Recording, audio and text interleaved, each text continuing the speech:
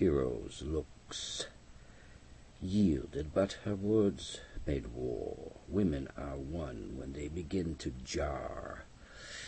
Thus, having swallowed Cupid's golden hook, the more she strived, the deeper was she struck.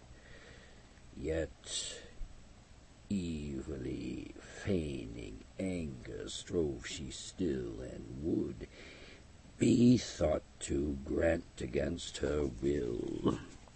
So having paused a while, at last she says, "Who taught thee rhetoric to deceive a maid? Ay, me such words as these should I abhor, and yet I like them for the orator." With that Leander stooped to have embraced her, but from his spreading arms away she cast her.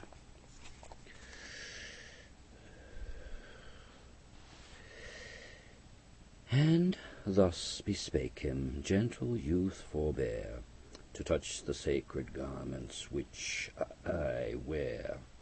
Upon a rock and underneath the hill, far from the town, where all is whist and still, save that the sea playing on yellow sand sends forth a rattling murmur to the land, whose sound allures the golden Morpheus."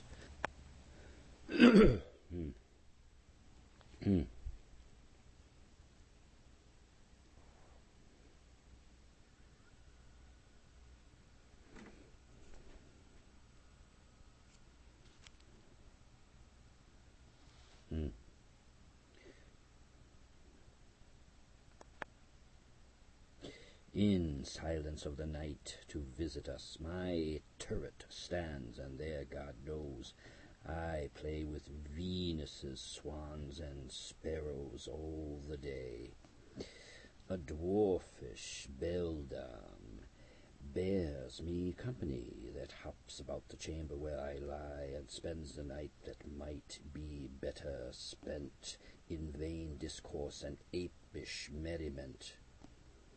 Come thither.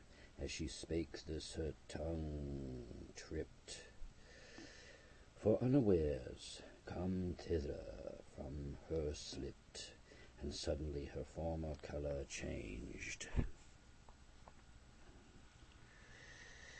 And here and there her eyes through anger ranged, and like a planet moving several ways at one self-instant, she, poor soul, essays, loving not to love at all, and every part strove to resist the motions of her heart.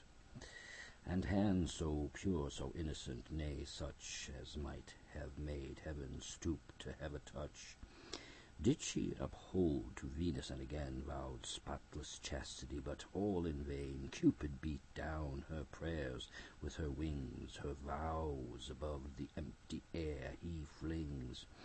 All deep enraged, her sinewy bow he bent, and shot a shaft that burning from him went, wherewith she, stricken, looked so dolefully, as made love sigh to see his tyranny. As she wept, her tears to pearl he turned, and wound them on his arm, and for her mourned. Then towards the palace of the Destinies, laden with languishment and grief, he flies, and to those stern nymphs humbly made request, both might enjoy each other, and he blessed, but with a ghastly dreadful countenance, threatening 1,000 deaths at every glance. They answered love, nor would vouchsafe so much as one poor word. Their hate to him was such. Hearken a while, and I will tell you why. Heaven's winged herald, Jove born Mercury, the self-same day that he asleep had laid enchanted Argus, spied a country maid, whose careless hair, instead of pearl to adorn it, glistened with dew as one that seemed to scorn it. Her breath as fragrant as the morning rose, her mind pure and her tongue untaught to gloze. Yet proud she was for lofty pride that dwells in towered courts, is often shepherd's cells. And too well the fair vermilion knew, and silver tincture of her cheeks that drew the love of every swain.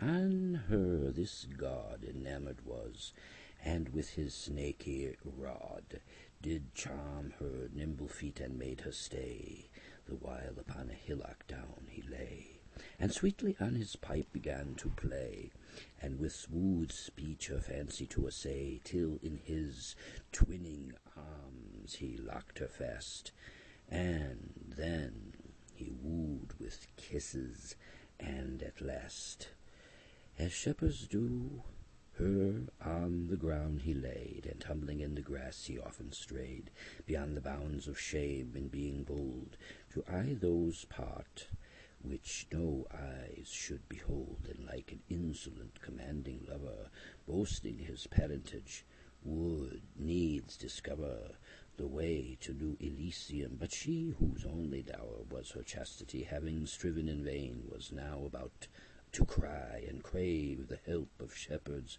that were nigh. Herewith he strayed his fury, and began to give her leave to rise. Away she ran. After went Mercury, who used such cunning as she to hear his tale left off her running.